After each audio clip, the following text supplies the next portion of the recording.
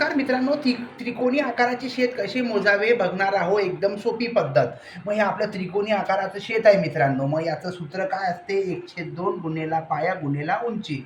मग आपला पाया किती आहे मित्रांनो, हा 500 आहे. मग आपण इथं 500 लिहून घेऊ आणि उंची किती आहे 300 फूट, म्हणजे आपण इथं गुणेला 300 करून घेऊ.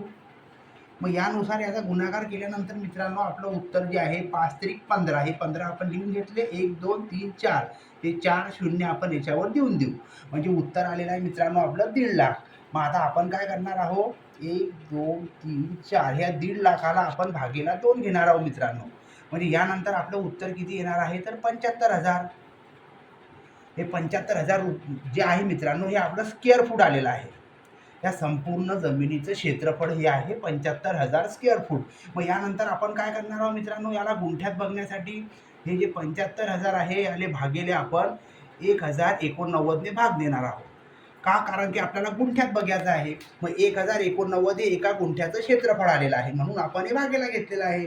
मग यानुसार ही जी आपली जमीन आहे मित्रांनो, ही गुंठ्यात जर बघितली तर 68.87 गुंठे ही आपली जमीन आहे मित्रांनो.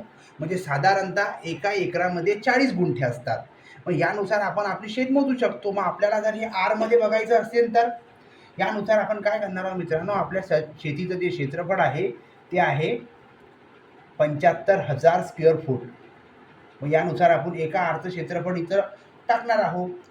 एका आरमध्ये जे असतं मित्रांनो 1076.4 स्क्वेअर फूटचा एक आर होत असतो. मग यानुसार जे आपलं हे आरमध्ये बघितलं तर 69.67 गुंठे ही आपली जमीन होते मित्रांनो आरमध्ये बघितली तर. आणि गुंठ्यात जर बघितली मित्रांनो तर 68.87. यानुसार आपण आपली शेती मोजू शकतो मित्रांनो, त्रिकोणी आकाराचे शेत असले तर.